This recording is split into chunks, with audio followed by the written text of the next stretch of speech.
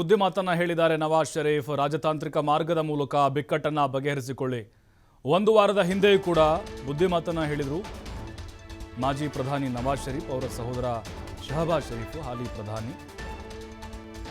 ಅಂದರೆ ರಾಜತಾಂತ್ರಿಕವಾಗಿ ಮಾತುಕತೆ ಮೂಲಕ ಈ ಸಂಘರ್ಷ ಬಿಕ್ಕಟ್ಟೇನಿದೆ, ಯುದ್ಧದ ಕಾರ್ಮೋಡ ಅದನ್ನು ಎಂಡ್ ಮಾಡಿಬಿಡಿ.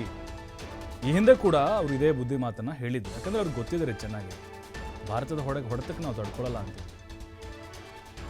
ಯಾಕಂದರೆ ಈ ಹಿಂದೆ ಅವರಿದ್ದಾಗಲೂ ಕೂಡ ಯುದ್ಧಗಳಾಗಿದ್ದಾವೆ, ಅವರಿಗೆ ಅನುಭವ ಇದೆ.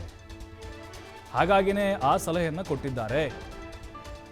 ಆದರೆ ಏನು ಮಾಡೋದು, ಅಲ್ಲಿ ಶಹಬಾಜ್ ಶರೀಫ್ ಅವ್ರ ಕೈಯಲ್ಲಿ ಏನು ಆಗ್ತಾ ಇಲ್ಲ, ನಡೀತಾ ಇಲ್ಲ. ಎಲ್ಲ ಇವನು ಮುನ್ನೀರ್ ಮಾಡ್ತಾ ಇರೋದು.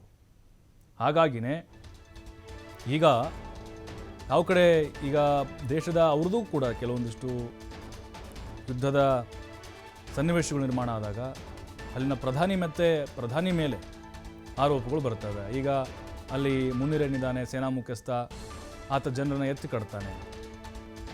ನವಾಜ್ ಶರೀಫ್ ಅವರು ಮೊದಲೇ ಹೇಳಿದ್ದು ಬೇಡ ಯುದ್ಧ, ರಾಜತಾಂತ್ರಿಕವಾಗಿ ಮಾತುಕತೆಗೆ ಹೋಗಿ ಬಗೆಹರಿಸ್ಕೊಳ್ಳಿ.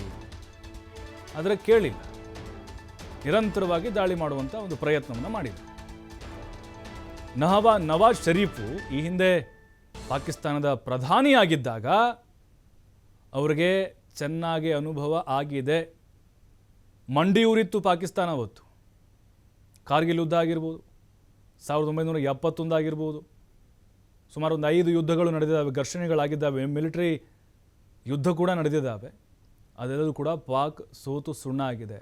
ಆರ್ಥಿಕವಾಗಿ ಸಬಲವಾಗಿಲ್ಲ ದೇಶ, ಭಾರತದ ಸಮಾನವಾಗಿ ನಾವಿಲ್ಲ, ಅವರೇ ಗೆಲ್ಲೋದು, ಸುಮ್ಮನೆ ಯಾಕೆ ಕೆದಕಿ ನೀವು ಹೋಗ್ತೀರಿ, ಎಲ್ಲ ಕಿವಿ ಮಾತನ್ನು ತಮ್ಮ ಸಹೋದರನಿಗೆ ಹೇಳಿದರು ನವಾಜ್ ಶರೀಫು. ಆದರೆ ಶಹಬಾಜ್ ಶರೀಫ್ ಅವ್ರ ಸಹೋದರ ಪಾಕ್ ಪ್ರಧಾನಿಯಾಗಿದ್ದಾರೆ, ಅವರು ಅವ್ರ ಮಾತನ್ನು ಕೇಳಲಿಲ್ಲ. ಕೇಳೋಕ್ಕೆ ಇವನು ಮುನ್ನೀರ್ ಬಿಡಲಿಲ್ಲ.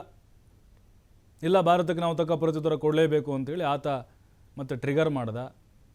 ಹಾಗಾಗಿನೇ ಆ ಕಡೆಯಿಂದಲೂ ಕೂಡ ದಾಳಿಗಳು ಶುರುವಾಯಿತು. ರಾಜತಾಂತ್ರಿಕವಾಗಿ ಈ ಹಿಂದೆ ಒಪ್ಪಂದಗಳ ಪ್ರಕಾರವಾಗಿ ಭಾರತ ಮತ್ತು ಪಾಕಿಸ್ತಾನದ ನಡುವೆ ಯುದ್ಧಗಳು ಎಂಡಾದಂಥ ಉದಾಹರಣೆಗಳಿದ್ದಾವೆ.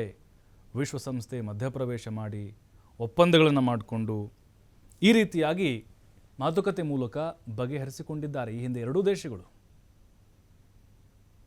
71 ಆದಮೇಲೆ ಯಾವುದೇ ರೀತಿಯಾದಂಥ ಯುದ್ಧದ ವಾತಾವರಣ ಇರಲಿಲ್ಲ. ಸಣ್ಣ ಪುಟ್ಟ ಗಲಾಟೆಗಳಾಗ್ತಾ ಇತ್ತು, ಗುಂಡಿನ ದಾಳಿಗಳಾಗ್ತಾ ಇತ್ತು, ಉಗ್ರ ಅಟ್ಯಾಕ್ ಮಾಡ್ತಾ ಇದ್ರು. ಆದರೆ ಯುದ್ಧದ ಮನಸ್ಥಿತಿ ಪಾಕಿಸ್ತಾನದಲ್ಲಿ ಇರಲಿಲ್ಲ.